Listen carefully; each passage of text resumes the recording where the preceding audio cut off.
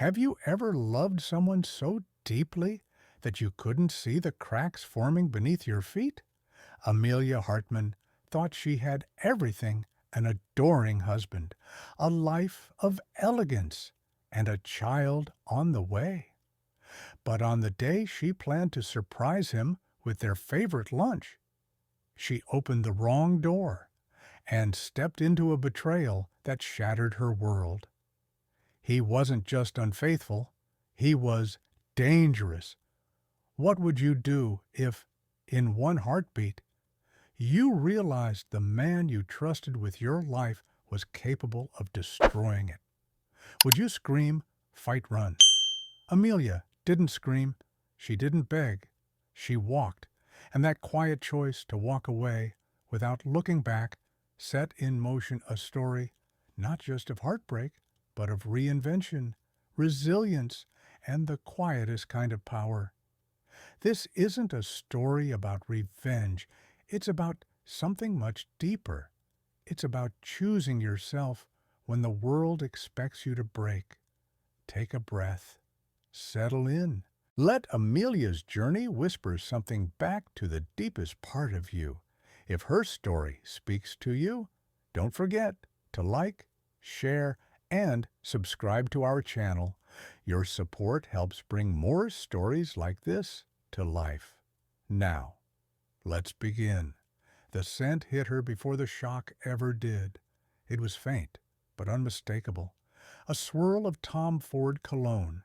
Julian's signature scent blended with something cheap, synthetic, cherry blossom, cloying and sweet. A smell she had come to associate with Isabella, her younger cousin. It drifted from the door of Julian's private office like a memory she hadn't asked for. Amelia's fingers tightened around the paper bag she carried. Inside, a warm lobster roll wrapped in brown wax paper, his favorite from the little seafood shop in Soho.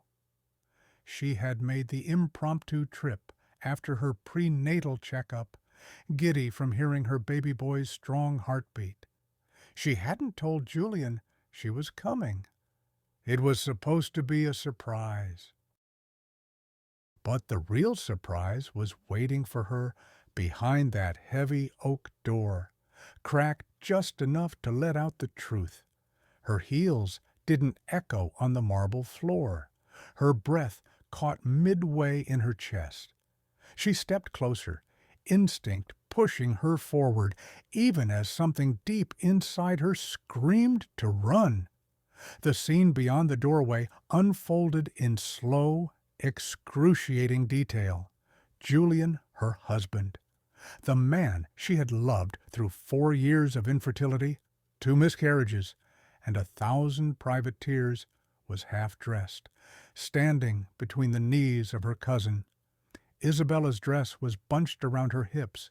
Her hair, always too perfectly curled, was tangled in Julian's fingers. Their faces snapped toward her, wide-eyed and breathless. Time froze. The warmth of the bag slipped from Amelia's hands. It hit the floor with a dull thud, its contents spilling across the cream carpet. Isabella's lipstick was smudged. Julian's shirt was unbuttoned. A half-empty bottle of champagne glinted on the desk, the same desk where he'd once laid out blueprints for their son's nursery. Amelia didn't scream. She didn't weep or collapse. Something inside her, a steel thread she hadn't known existed, held her upright. She felt everything and nothing all at once. Julian opened his mouth. "Amelia, baby, it's not what it looks like." A short, dry laugh escaped her. It was hollow, sharp, not a sound she recognized as her own. She looked at him not like a wife betrayed, but as a stranger surveying a stranger, a man she didn't know, a man who didn't deserve to know her. She didn't even glance at Isabella. The girl was trembling, pulling her skirt down with shaking hands. Her whimpering voice, barely audible, tried to say something in apology. Maybe. Amelia didn't care. Instead, she turned, calmly, deliberately. She walked past Julian's assistant in the lobby, who had gone pale and still like a statue. Past the stunned faces of his employees, who pretended to look away. Past the receptionist, who offered a helpless, silent shake of the head. Out into the chaos of New York. The city roared around her honking taxis, chattering tourists, a siren in the distance, but inside there was silence, cold, clean, and absolute. She walked for blocks, hands numb, eyes dry, belly heavy. She was 6 months pregnant with the baby they had prayed for, the child he had whispered to every night, the one she thought would save them, bind them tighter. Instead, it was the one thing that reminded her that she had to leave. It wasn't just betrayal, it was annihilation. Their life had been a castle in the clouds, gilded, perfect, and entirely built on lies. And now it had crumbled. She stopped walking only when her legs refused to carry her farther. The marble lions outside the New York Public Library loomed ahead, their stone faces unreadable. Amelia sank onto the cold bench nearby, letting the icy chills soak into her bones. Her hands came to rest on her stomach, and still she didn't cry. Her phone buzzed in her pocket. Dozens of messages, missed calls. Julian's name flashed again and again. She stared at it until the screen dimmed. Then, with slow precision, she blocked his number and Isabella's. Then she called her brother. "Marcus," she whispered, her voice breaking for the first time. "Can you come get me long before betrayal took root?" Amelia Hartman lived in a world painted with soft light and quiet certainties. Their penthouse on the Upper West Side shimmered with the elegance of understated wealth. Walls adorned with muted art, linen drapes fluttering gently with the morning breeze, and a scent, lavender and white tea, lingering in the air. It was a life some might call perfect. But perfection, she would later realize, often hides the deepest fractures. Julian had swept her into that life like a man in a fairy tale. Back then, he wasn't just a billionaire investor. He was her Julian, warm, witty, always 2 steps ahead of the world, and somehow always exactly where she needed him to be. They met at a fundraiser, of all places. She'd been helping a friend with an art auction. He'd bid, not on the painting, but for a coffee date with the woman introducing it. "I don't know much about Impressionism," he'd said, flashing a boyish grin. "But I know beauty when I see it." It was a line, a smooth, practiced line, but it had made her smile, and that, as he later claimed, was the beginning of everything. They fell hard and fast. She was working at a modest gallery in Brooklyn, fresh out of grad school with a master's degree in art history and more student debt than confidence. He was already a name whispered across Wall Street, young, magnetic, the kind of man who made headlines just by showing up. But with her, Julian had been different, gentle, patient. He remembered her coffee order, sent books he thought she'd love, and called just to hear her voice. For a while, it was easy to believe he was sincere. He called her his anchor, his quiet in the storm. Their wedding was small but elegant, held in a vineyard in Napa Valley. Amelia wore her grandmother's pearl earrings and walked down the aisle barefoot on soft grass. Julian cried. So did she. It felt real. In the early years, she still worked. Julian encouraged it, or at least pretended to. He had that way of making suggestions sound like support. When she left the gallery to freelance as an art consultant, he congratulated her. When she turned down a job offer in Paris because the timing wasn't right, he kissed her forehead and said, "You're too good for other people's visions anyway." And slowly, piece by piece, she stopped being Amelia the historian and became Amelia the wife. She wasn't unhappy. Not then. The penthouse was beautiful. Dinners were decadent. Vacations were sprinkled with sunset walks in Santorini and champagne on private yachts. But under all that sparkle, something began to dull inside her. Julian never shouted, never hit. His power was subtler than that. He made her feel adored until she didn't agree with him. He listened until her words didn't fit his narrative. He loved her until she asked for more than he wanted to give. The one thing that brought her true joy during those years was the dream of a child. They tried for so long, first with hope, then with quiet desperation. There were appointments, procedures, hushed conversations in waiting rooms. 2 miscarriages, both before 10 weeks, left her hollow and guilt-ridden. Julian said all the right things, held her, comforted her, but he never cried with her, never mourned the way she did. "I just want you to be okay," he'd say, brushing her hair back. "We can always try again, always try again." It had become a promise and a threat. And then, by some twist of grace, she was pregnant. She remembered the exact moment she saw the 2 pink lines, the way her hands trembled, how she laughed and cried at the same time. Julian had lifted her off the ground and spun her around the kitchen like they were kids again. He talked to her belly every night, made elaborate plans for nurseries, read books on fatherhood. For a while, she believed they were finally healing. That's when Isabella arrived. It started innocently enough. Her cousin had lost her job, broken up with her fiancé, and needed a place to stay. Amelia, soft-hearted and trusting, insisted they take her in.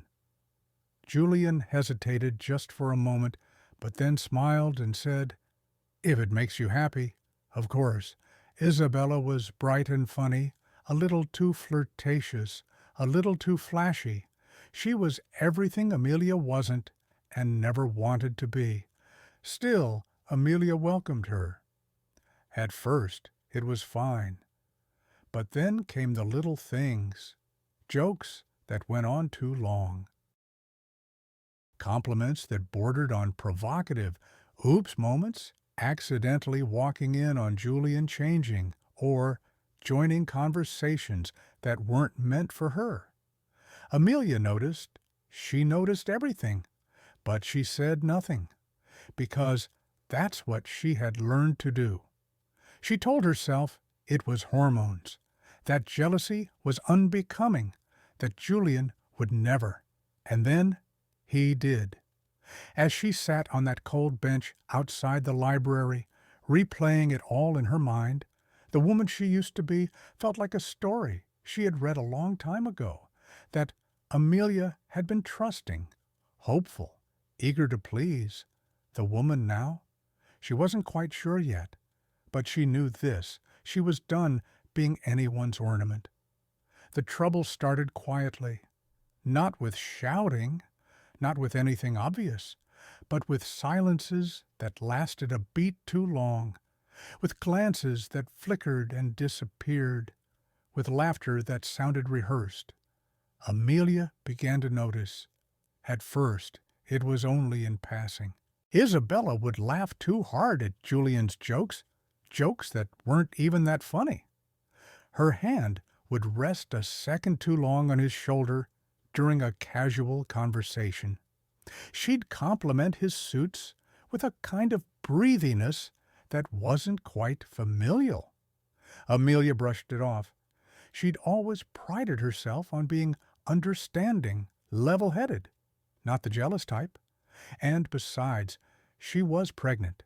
Everything felt sharper lately. Every smell, every sound, every emotion. So maybe it was just the hormones. That's what she told herself.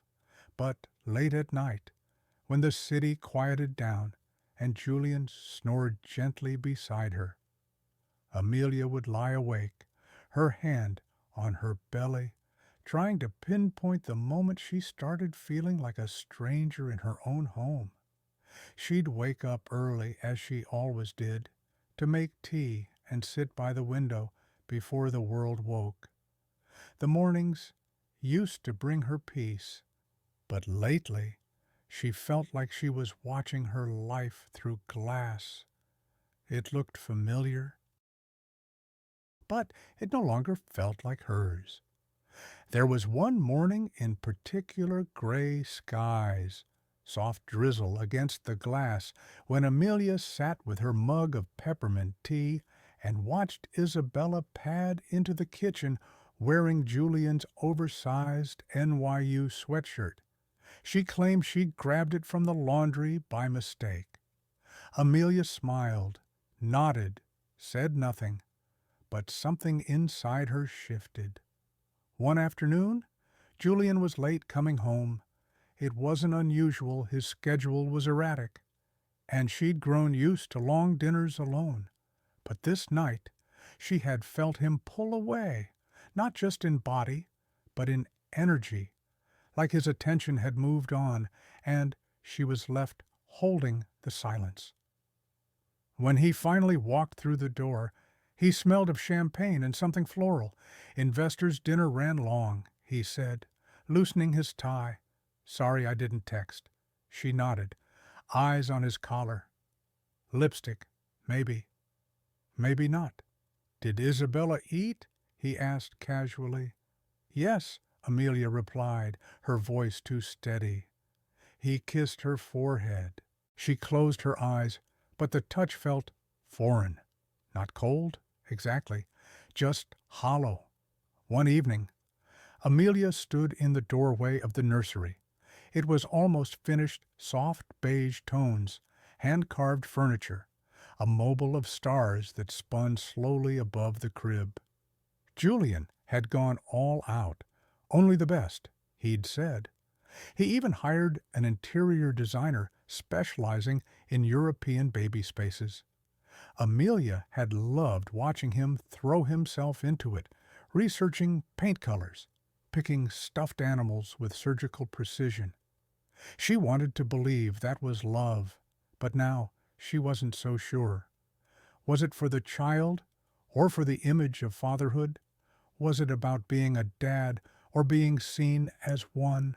She looked down at her belly. Their son kicked softly. She pressed a hand there and whispered, "I'm still here. I see everything." As the days went by, the cracks grew. One morning, Amelia heard Isabella humming in the guest bathroom Julian's favorite song.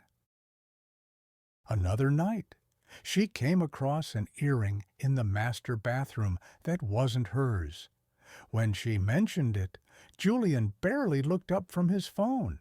"I think Isabella must have borrowed my comb," she said lightly. "She's messy," Julian muttered. "Don't make a big deal." That's when Amelia realized he didn't want her to notice, not because there was nothing to see, but because the illusion was still useful to him. Her silence was part of the architecture, and she was tired of playing her role. One afternoon, Marcus called, her older brother, the anchor of her past. He didn't know the details. Amelia had kept the picture perfect, but he sensed something. "You sound far away," he said. "I'm tired," she replied, tired of what she opened her mouth, then closed it. "How do you explain a loneliness that sits beside you at dinner? I don't know."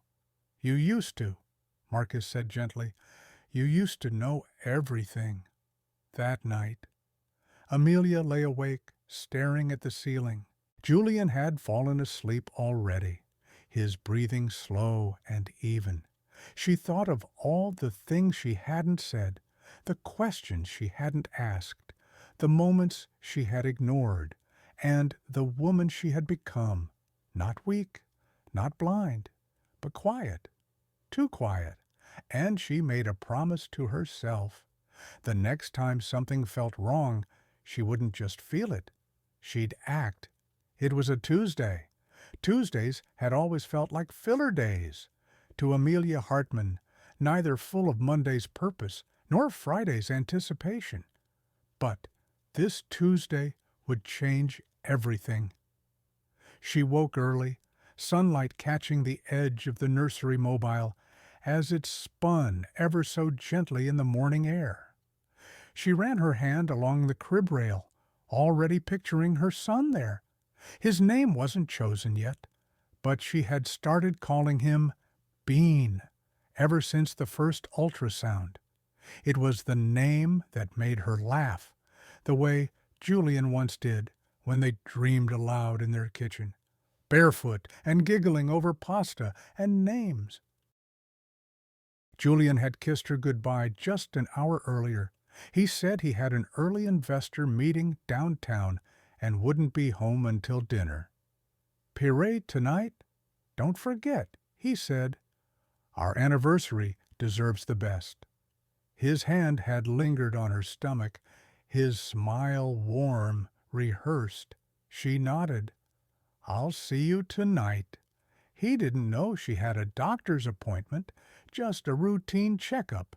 She hadn't mentioned it, no reason to, really.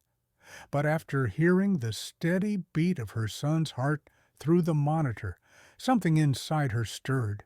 A small joy, a spark of maternal pride, a flutter of hope that maybe, just maybe, everything would be okay.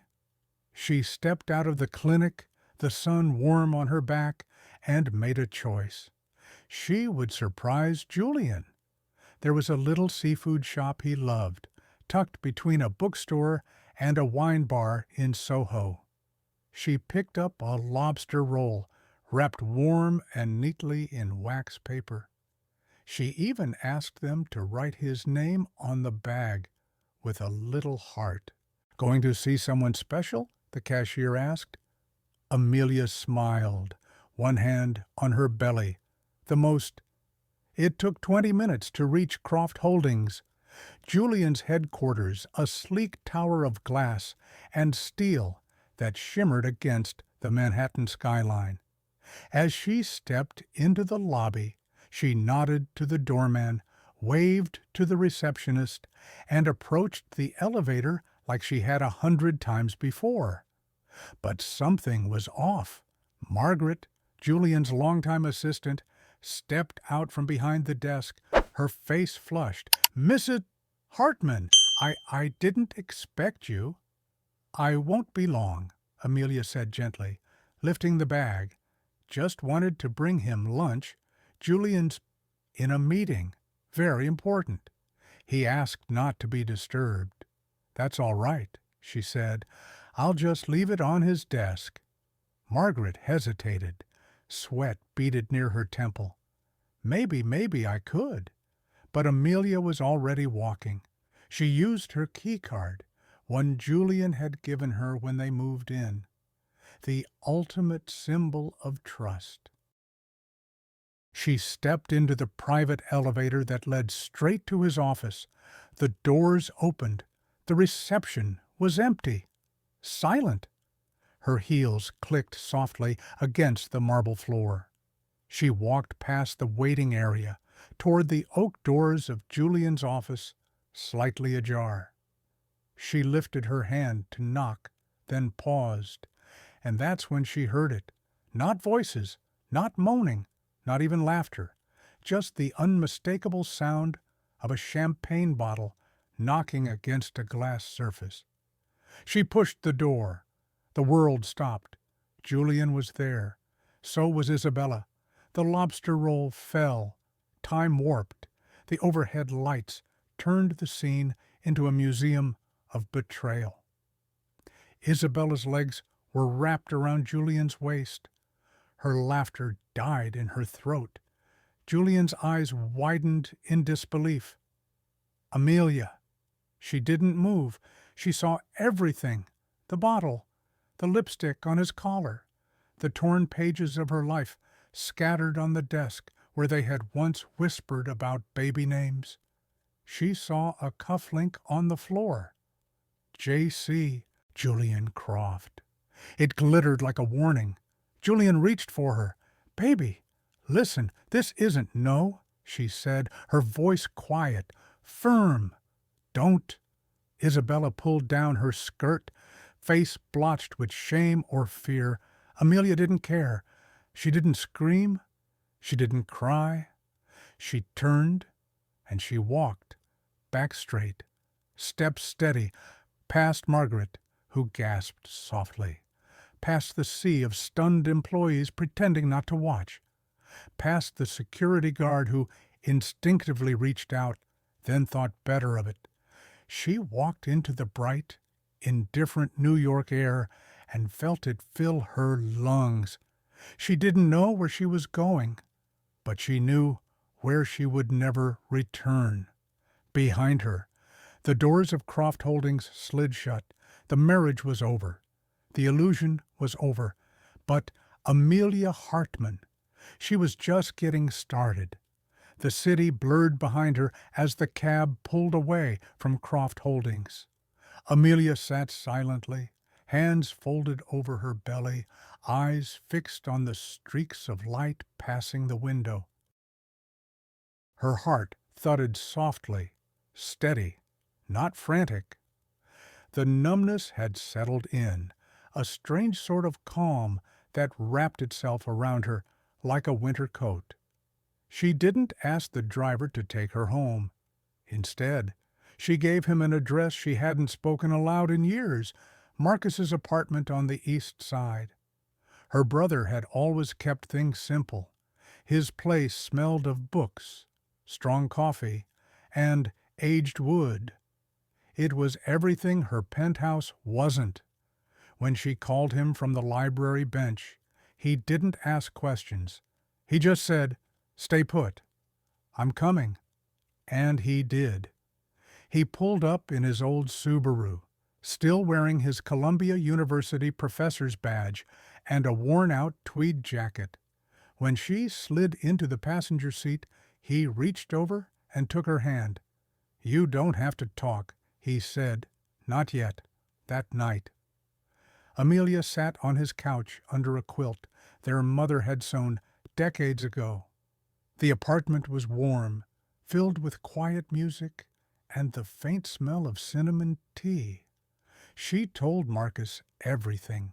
The affair, the office, the cold stillness of Julian's eyes when they met hers.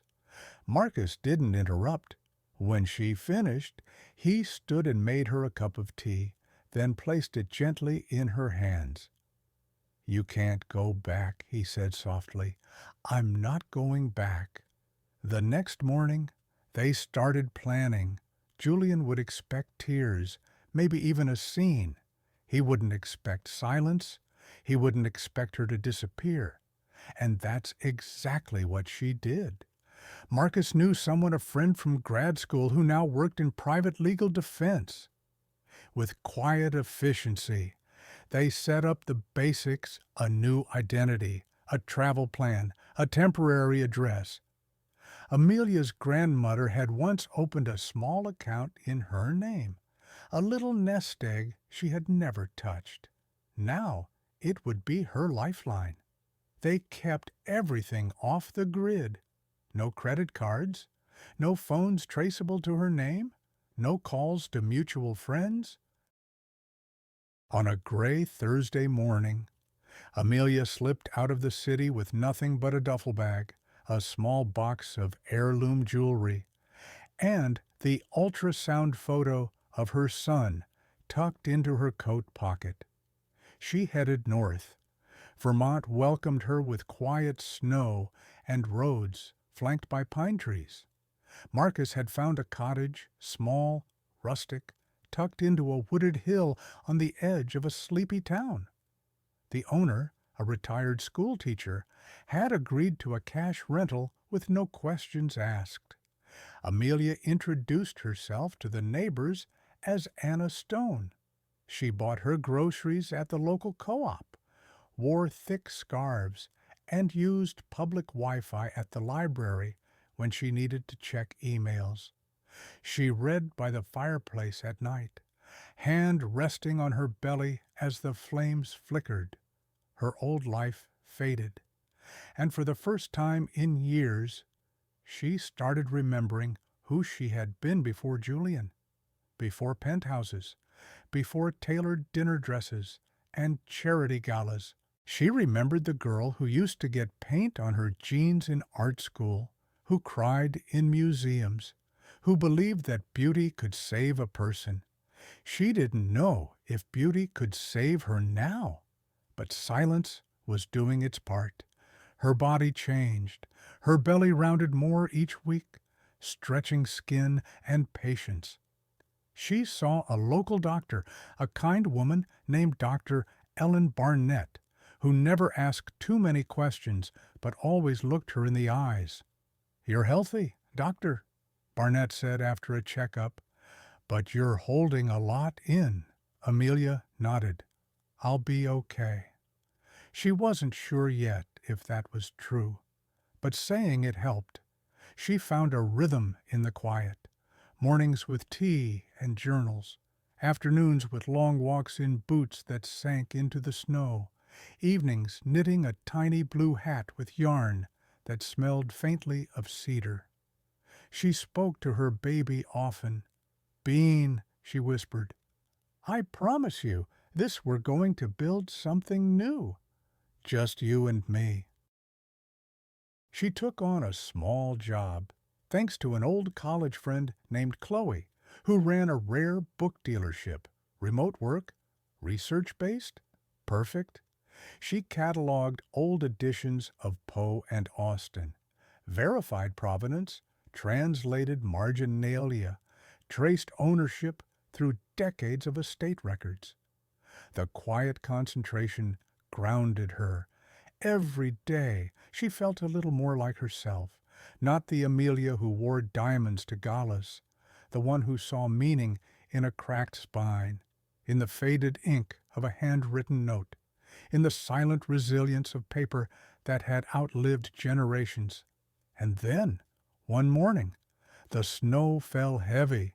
She stepped out onto the porch with a mug of cocoa and stared into the white. There, across the sky, the world felt paused. No sound, no movement, just the stillness of a life interrupted, but not ended.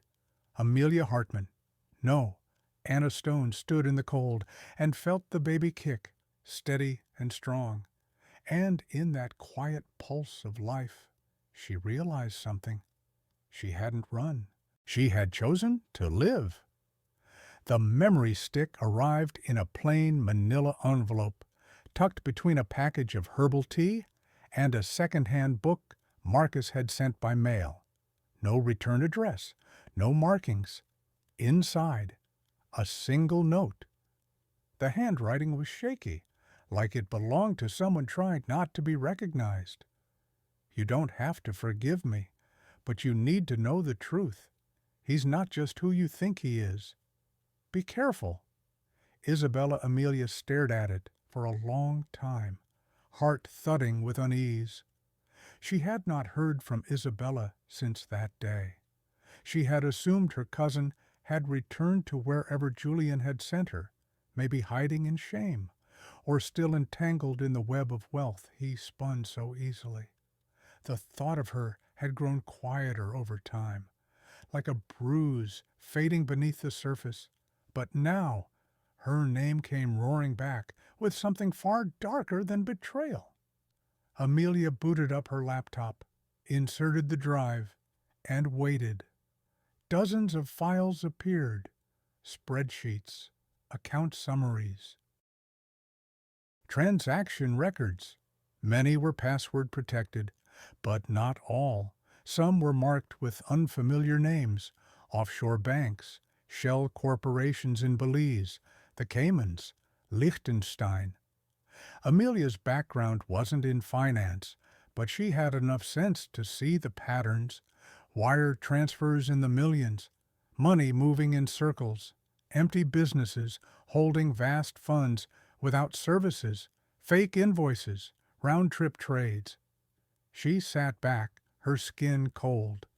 Julian wasn't just unfaithful, he was criminal.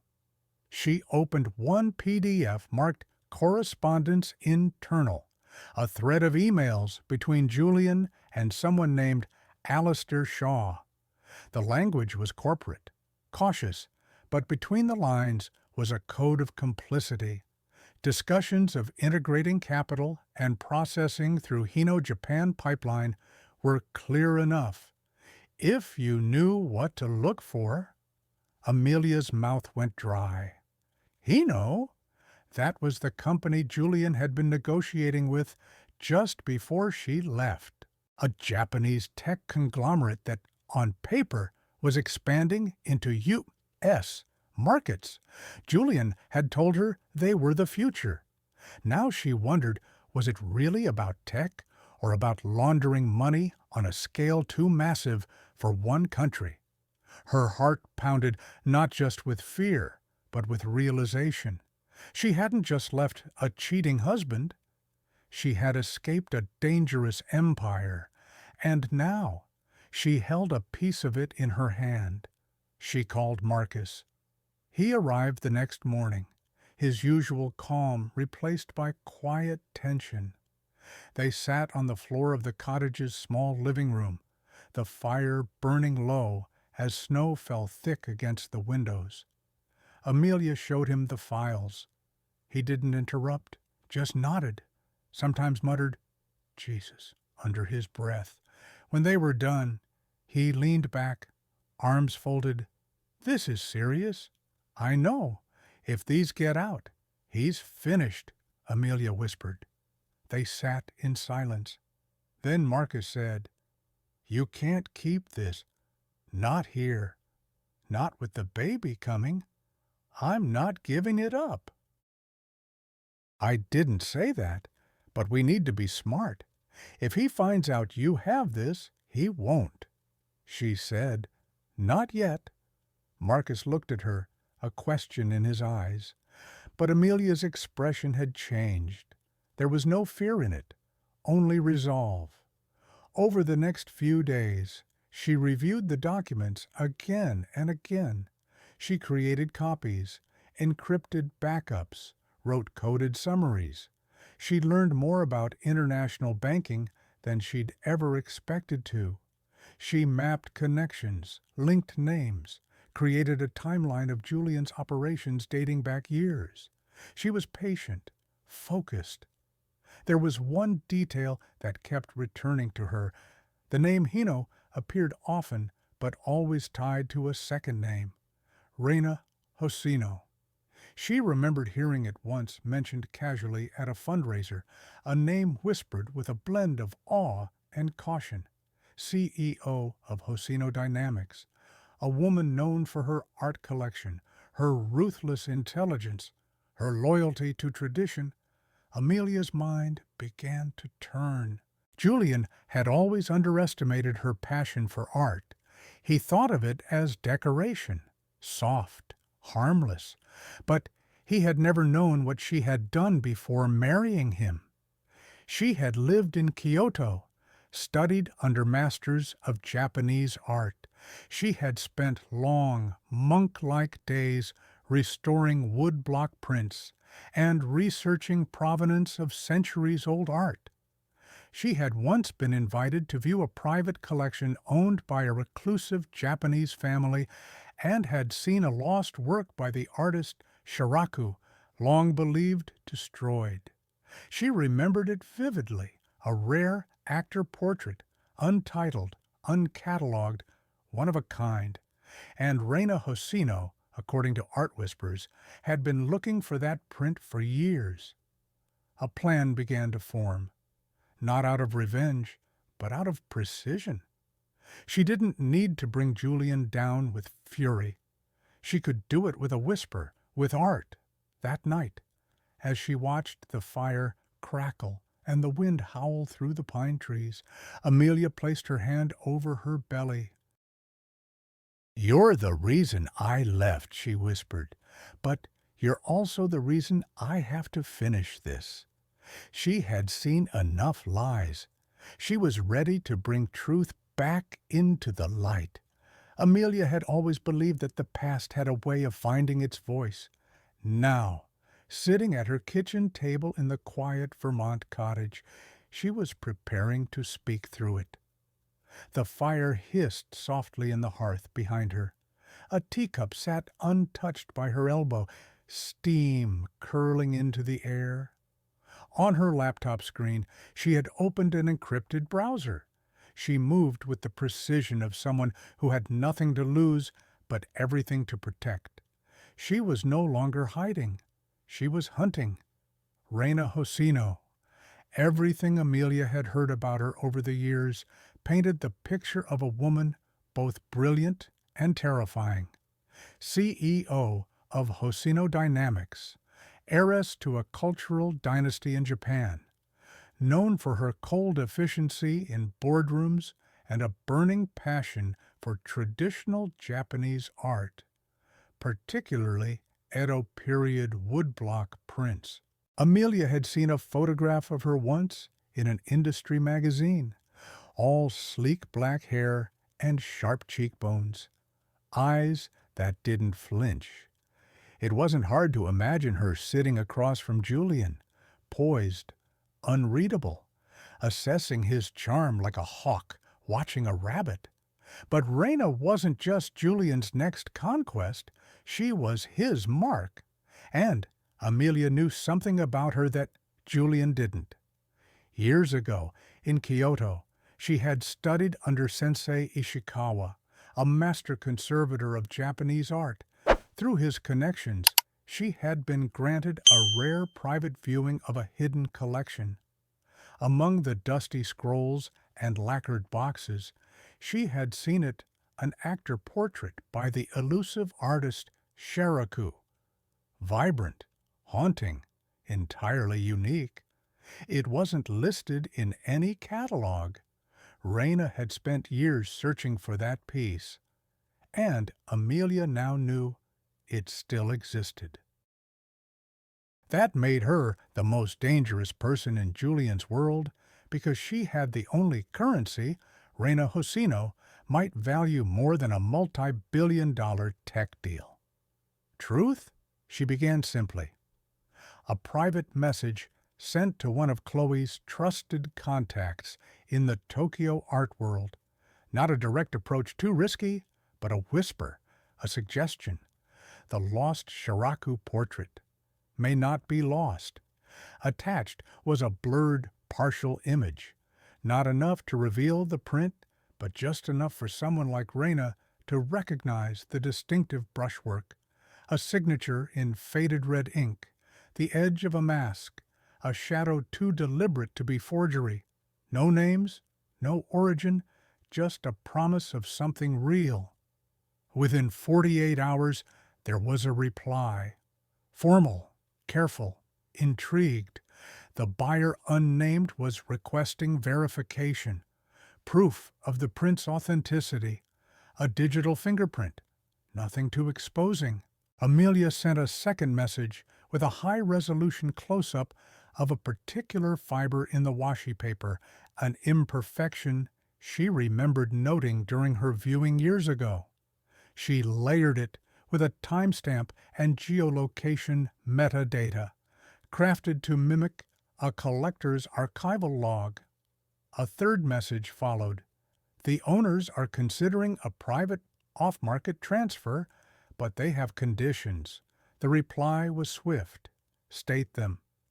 Amelia typed slowly, her fingers steady on the keys. The owners are deeply traditional. They have heard rumors about a business associate of the potential buyer, Mr. Julian Hartman. They find his reputation troubling. They will not proceed with any dealings direct or indirect if he remains connected. She hit send. Then she closed her laptop and sat in silence. She had just fired the first shot. Not a bullet, but a seed of doubt. Meanwhile, Julian was unraveling. The rumor Amelia had planted in a financial gossip column had begun to swirl. Croft playing games with Josino sources say she's just entertaining him to buy time. Cultural divide or calculated distance, Julian was obsessed with public image. To him, reputation wasn't just about power, it was power. He prided himself on charm, control, and narrative. But now the narrative was slipping. He doubled down, tried harder, called in favors, pushed meetings with Raina's team, sent gifts subtle, expensive, strategic, and Raina. She said nothing publicly, but behind the curtain, her interest in the art whisper grew. Amelia could feel it. She wasn't just disrupting a deal, she was building her own. Back in Vermont, the snow thickened. Amelia kept to her rhythm. Mornings with warm porridge and quiet reflection. Afternoons researching case studies of financial whistleblowers. Evenings cataloging books for Chloe or scribbling journal entries with snippets of old memories. But something inside her had shifted. She was no longer just healing. She was preparing. She began outlining a full dossier, one that linked Julian's financial crimes, the shell companies, the Hino deal, and the digital threads of his deceit. Each detail sharpened the blade she was forging. Marcus helped when he could. Chloe, too. Her circle was small, but unshakable. She knew the risk, but she also knew the power of information. Julian had always believed she was soft. Now, he would learn just how sharp silence could be. One night, she sat beside the fire, her hand over her belly. The baby kicked, a solid, certain movement. "You're why I'm doing this," she said aloud, her voice a whisper. Not for revenge, not even for justice, for future, for clean air, for truth outside. The wind howled. Inside, the game moved forward. The ghost had entered the board. It began with a press release on a quiet Monday morning, while the financial world sipped its coffee and checked the usual news cycle. A sharp ripple tore through the headlines. Josino Dynamics withdraws from Croft Holdings. Deal issues statement on ethics and integrity. The wording was precise, cold, brutal. After extensive due diligence, Josino Dynamics has determined that Croft Holdings does not align with our company's long-held values of transparency, honor, and ethical leadership.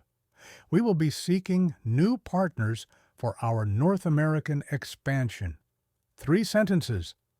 That's all it took to rupture the surface of Julian Hartman's empire. By noon, Croft Holdings stock had plummeted 17%. Investors panicked. Journalists swarmed. Within hours, the whispers Amelia had seeded turned into headlines. Croft's charm fails overseas. Josino walks away. What does she know? Julian Hartman faces growing scrutiny. Julian, true to form, went on damage control. He released a carefully worded statement denying misconduct. He appeared on financial news networks, smiling through gritted teeth, insisting that the deal was still under discussion. But the glint in his eye, the one Amelia had once found mesmerizing, was gone. What replaced it was desperation. Back in Vermont, Amelia watched it all unfold from her laptop. She sat cross-legged on her worn sofa, a fire crackling in the background. Her tea had gone cold. The baby shifted. a steady roll beneath her ribs. She placed her hand there and whispered, almost, because she wasn't done yet. The real blow hadn't landed. Not yet. The next step was a file, one spreadsheet, one unassuming document from Isabella's memory stick. It traced millions of dollars funneled through fake tech development companies tied to Julian's network. The funds led to one of the organizations flagged by international financial watchdogs for potential organized crime ties. It was clean, provable, the kind of evidence that didn't just ruin reputations, it triggered investigations.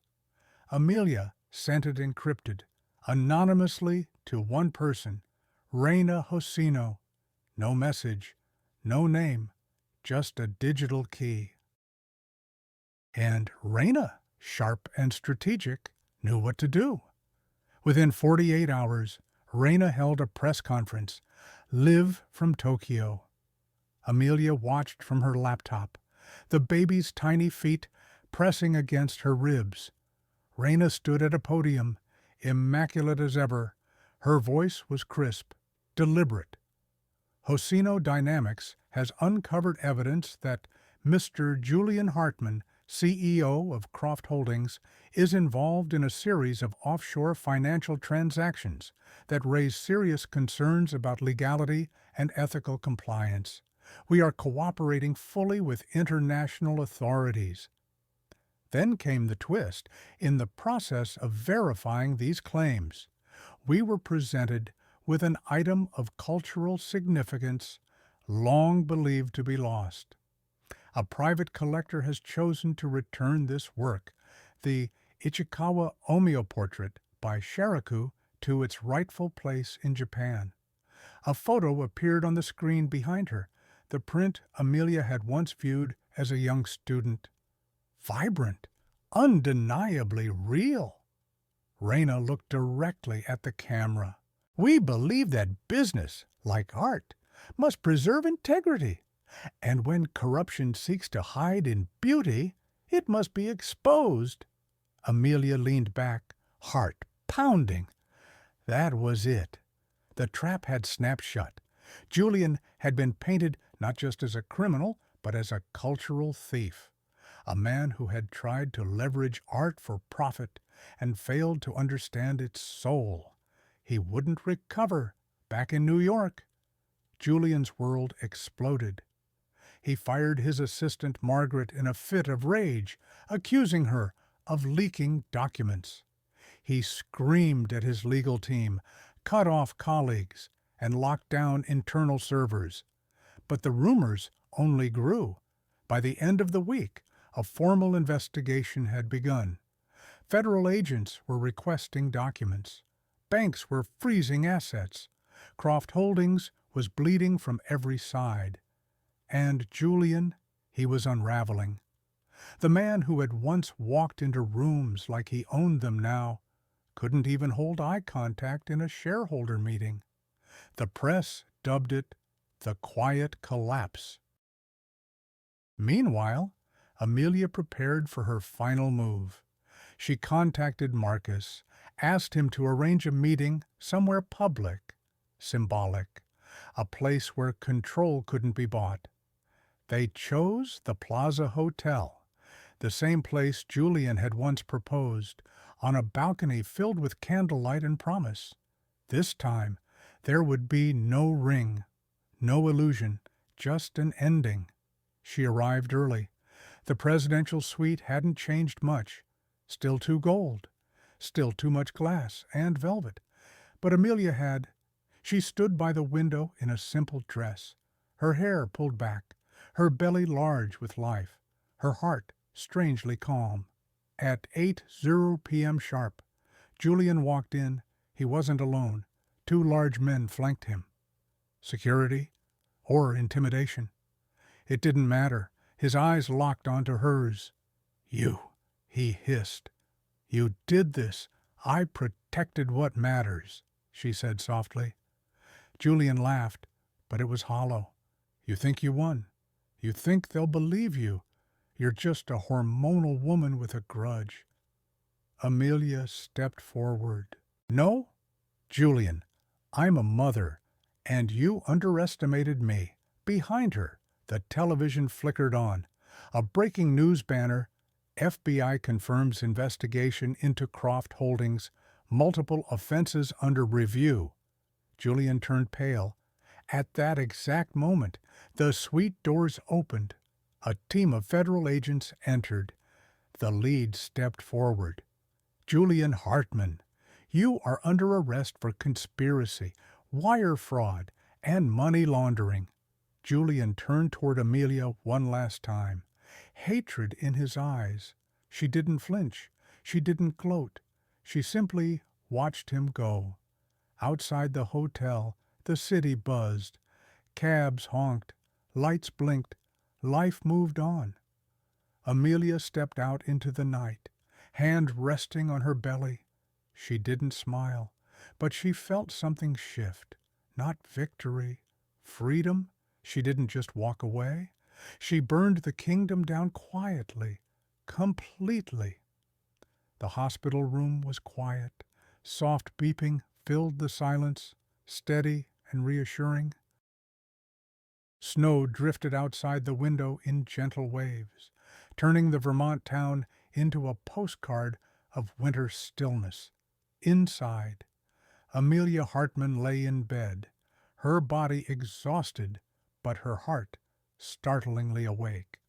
She held her son against her chest, wrapped in a pale blue blanket with a hand-stitched border. Ethan! The name had come to her in a dream weeks earlier. Simple, strong, meaning firm and enduring. He was all of that, and more. He was the reason she had left, the reason she had survived, and now, the reason she would never go back. Labor had come quickly, just 2 weeks after Julian's arrest. Marcus had driven her to the hospital in the early morning hours, the roads covered in fresh snow. She hadn't panicked. She hadn't cried. She just breathed slow, deep, anchored in the knowledge that she was safe, that they were safe. It was a natural birth, long, hard, raw. There were moments she didn't think she could do it. Moments where she clenched her eyes shut and saw flashes of all she had escaped, the lies, the betrayal, the weight of being so alone. But then he came, and the second she heard his cry, something broke inside her, and something even stronger took its place. Back at the cottage, life began again in small, sacred rhythms. Ethan slept in a bassinet beside her bed, his breaths soft as paper. She rocked him each night in the chair by the window, wrapped in an old quilt. During the day, she wore him in a sling as she cooked, cleaned, and walked the snow-dusted path near the woods. Motherhood was nothing like what the magazines had described. It was messier, louder, more tender than she imagined. Sometimes, in the middle of the night, when the house was dark and her body ached with fatigue, she would look down at him and whisper, "We made it, not just through labor, but through everything." Marcus visited often. He brought groceries, firewood, and warm meals from a nearby diner.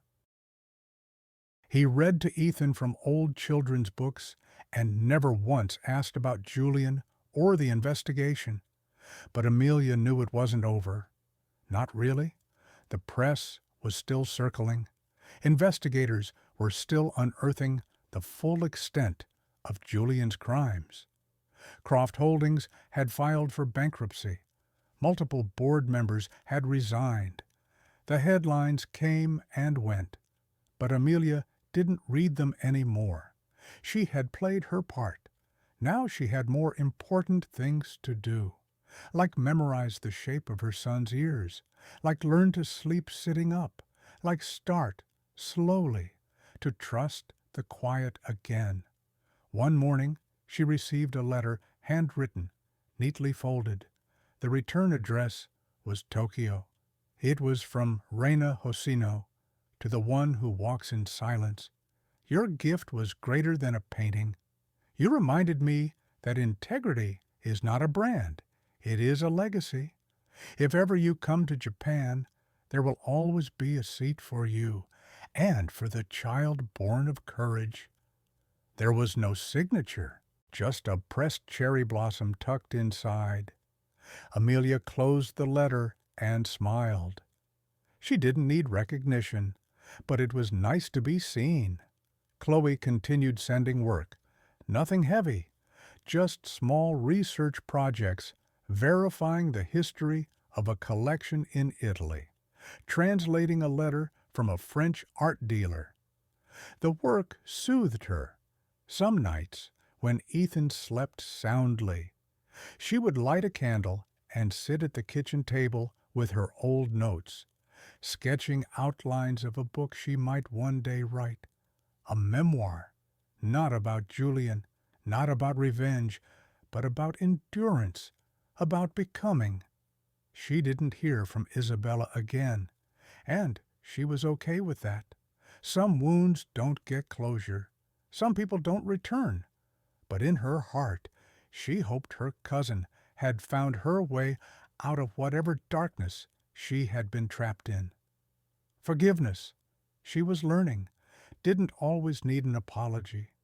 Sometimes it just needed a release. Spring came slow to Vermont. The snow melted in soft patches.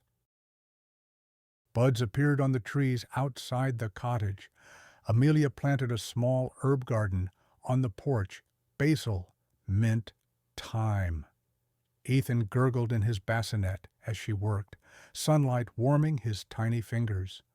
One morning, as birdsong replaced the hush of winter wind, Amelia stood at the doorway, holding her son. The world felt open again, not perfect, but possible. She looked down at him. "You won't remember any of this," she said, "but I will, and I'll tell you the story one day, not about what we lost, but about what we chose." She stepped outside, barefoot in the dew-damp grass. The past no longer clung to her skin. It had become soil, and, from it, something new was growing. There were days when the past tried to follow her. In the quiet moments, rocking Ethan to sleep, folding laundry under the late afternoon sun, standing in line at the bakery, Amelia would feel a flicker, a memory, a whisper from the life she left behind. But now it didn't haunt her. It humbled her, because she knew what it had cost her to survive, and what it meant to begin again. One afternoon in early summer, she took Ethan to the park for the first time. He was 6 months old now, chubby cheeks, bright eyes, a laugh that bubbled out of him like music. She spread a blanket under the old elm tree, placed him gently on the grass, and watched as he reached toward the fluttering leaves above. Other mothers passed by, strollers rolling, laughter in the air. Some nodded. One stopped to admire Ethan's dimples. "He's beautiful," she said. "Thank you," Amelia replied, smiling. No one asked if she was married. No one mentioned Julian. That life had grown distant, like an old dream, once vivid, now fading. At night, she sometimes opened the small box where she kept pieces of her old life, a photo from art school, the ultrasound print, the letter from Reina, and a pressed cherry blossom. She didn't keep them for nostalgia. She kept them as proof that she had endured, that even when the world fell apart, there was she who chose truth over comfort, silence over spectacle, and growth over vengeance. She received a call from a small university in upstate New York. One of her former professors had recommended her for a guest lecturer position. They were starting a program on art ethics and cultural preservation. Her experience, he said delicately, was uniquely positioned to bring perspective. Amelia hesitated at first. Teaching again would mean stepping out of her quiet life. But when she looked at Ethan, asleep in his crib, she knew the answer. Because one day he would ask her what she had done, not just to survive, but to contribute, and she wanted to tell him the truth. So she said yes. Her first lecture was quiet, intimate, just a dozen students, and a small classroom filled with the scent of old books. She spoke not of fraud or betrayal, but of how art told stories long after people disappeared, of how every brushstroke, every faded page was an act of defiance against erasure. After class, a young woman approached her. "You said something that stuck with me," she said, "about how healing doesn't mean forgetting. It just means remembering differently." Amelia nodded. "It took me a long time to learn that." The student smiled. "I think I needed to hear it." So did she. One weekend, she visited her mother's grave for the first time in years. She brought Ethan, bundled in a soft blanket, and a single white lily. The cemetery was quiet, the wind gentle. She knelt beside the stone and traced the engraving with her fingers. "I wish you could have met him," she whispered. "He's everything." She sat for a while, telling her mother about the last year, about Marcus, about the cottage, about Ethan's first laugh, and how he loved music. She didn't mention Julian, not once, because some names lose power when they're no longer spoken. She started writing again, not just in her journals, but publicly. Essays, reflections, quiet observations about motherhood, healing, art, and strength. She published them under her real name, Amelia Hartman, no longer needing a pseudonym to feel safe. One piece, titled "The Quietest Victory," went viral. In it, she wrote, "Revenge is loud, but healing is quiet.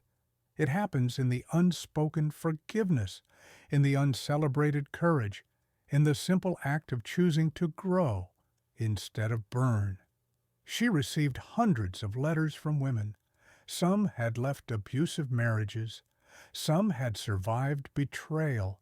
Some were just learning to find their voice again. They all said the same thing. "Thank you for telling my story." But it wasn't their story. It wasn't even just Amelia's. It was a shared truth. That silence, when chosen, not imposed, can be a sanctuary. As summer turned to fall, the trees outside the cottage blazed in reds and golds. Ethan took his first steps on a crisp October morning. Amelia knelt on the porch, arms open, tears in her eyes as he wobbled toward her, laughing. She caught him gently, wrapped him in a hug, and whispered, "We're going to be okay." And, for the first time, she believed it completely. She still kept the memory stick, not as leverage, not for safety, but as a reminder of who she had been and how far she had come. She didn't need revenge anymore. She had something better, a life, a future, and a story that was still unfolding page by page, breath by breath, in the quiet bravery of every day. Sometimes the quietest decisions are the most powerful. Amelia's story reminds us that strength doesn't always roar, it often whispers. In a world that tells us to fight loudly, she chose a different path, one of dignity, truth, and quiet resilience. She walked away, not to escape, but to protect something more sacred, her peace, her child, and her soul. Many of us, especially as we grow older, carry silent wounds, betrayals, losses, regrets we rarely speak of. But healing doesn't mean forgetting or pretending. It means choosing to live with intention, even after life has tried to break us. Amelia didn't seek revenge. She sought clarity. She rebuilt not to prove a point, but to rediscover purpose. And isn't that what we all want in the end? Not to be defined by what hurt us, but remembered for how we carried it and kept walking with grace. Let her journey be a gentle reminder it's never too late to choose peace, never too late to begin again. Thank you for walking with us through this powerful story. If Amelia's journey touched your heart or reminded you of your own strength, we invite you to help us share it. Please like, share, and subscribe to our channel. Your support means the world and helps us bring more stories that heal, inspire, and connect us all. Until next time, stay kind and keep listening.